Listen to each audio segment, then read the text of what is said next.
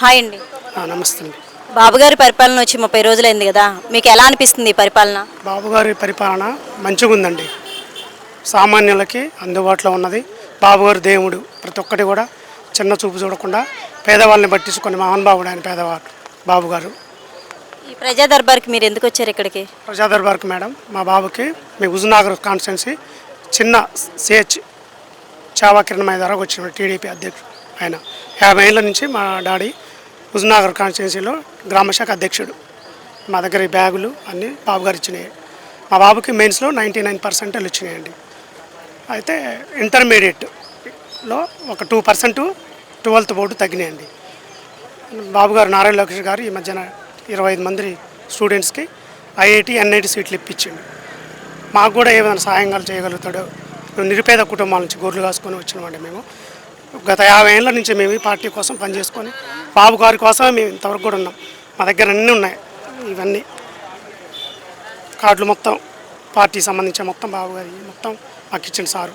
ఏ అవసరం ఉన్నా కలవమన్నాడు. దాని కొరకు మేము ఇక్కడికి వచ్చినాము. 3 రోజుల నుంచి వస్తున్నాను. బాబు గారు కలవలేదు. మా కౌన్సిలింగ్ ఒక 6 డేసే ఉంది. ఆ తర్వాత అయిపోతుంది. ఈ 6 డేస్లో మాకు న్యాయం జరిగితే మా బాబు 2 years చదువుకుంటూ ఏమన్నా పై చదువుకు పోగలుగుతాడు. లేకుంటే మానసికంగా మేము చాలా కుంగిపోతున్నాం సార్. ఈ యొక్క సమస్య బాబు గారికి తెలుసుకోవాలని మేము వచ్చినామండి. బాబు గారు దేవుడు. నారాయణ లోకేష్ గారు 20 మందికి చాలా హెల్ప్ చేసిండు. దాని చొరవ తీసుకొని వచ్చినాం. మా తెలంగాణలో దీని గురించి పట్టించుకునే నాదులు లేడు.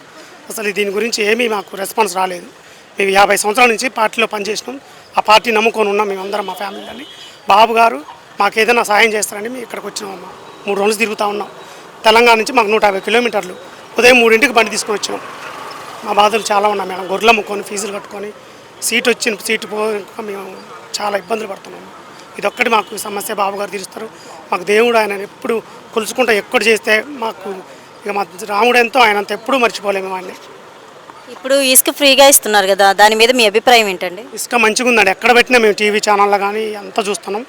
ఇసుక అనేది మంచిగా నిరుపేదలకు మంచిగా ఇల్లు కట్టుకోవడానికి ఫెసిలిటీస్కి ఇసుక దొరుకుతుంది. మంచిగా ఇస్తారు. అందరూ నోట వింటున్నాం. మేము వచ్చే కోదాడ కాంచి యువతల నందిగా అవకాశం మొదలు పెడితే ఇసుక అనేది ఫ్రీగా ట్రాక్టర్ మీద తీసుకుపోతారు.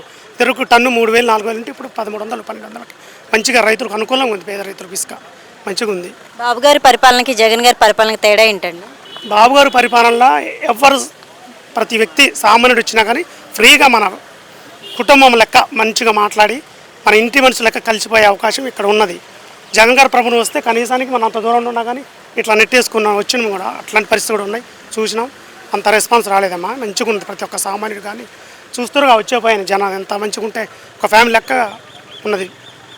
ఉప ముఖ్యమంత్రి పవన్ కళ్యాణ్ గారు అయ్యారు కదా, ఆయన మీద మీ అభిప్రాయం ఏంటండి? పవన్ కళ్యాణ్ సారు మంచి మనిషి అండి. పేదలకు న్యాయం జరుగుతుంది. కాకపోతే టైం పడుతుంది. ఇప్పుడే పార్టీ స్టార్ట్ అవుతుంది. టైం పడుతుంది. అందరూ చూస్తూనే ఉన్నారు. కొద్దిగా టైం పడుతుందమ్మా. 30 రోజుల పరిపాలన ఎలాంటి మార్పులు జరిగాయి అనుకుంటున్నారు? 30 రోజుల పరిపాలనలో నారా లోకేష్ గారు 25 మెంబర్స్కి ఐఐటి ఎన్ఐటి సీట్ ఇప్పించారు. ఒక దేవుడైండు. ప్రపంచవ్యాప్తంగా అని పేరు మోగుతుందండి. మా తెలంగాణలో అసలు పేరు పుడితే ఈ ఆంధ్రాలో పుట్టాలి, ఇక్కడే ఉండాలి. ఇట్లాంటి విద్యార్థుల కోసం లైఫ్ పోయింది. అదే లైఫ్ సార్ ఇయ్యకుంటే వాళ్ళు తల్లిదండ్రులు కానీ ఆత్మహత్య చేసుకునే పరిస్థితి వచ్చింది. మేము విన్నాం.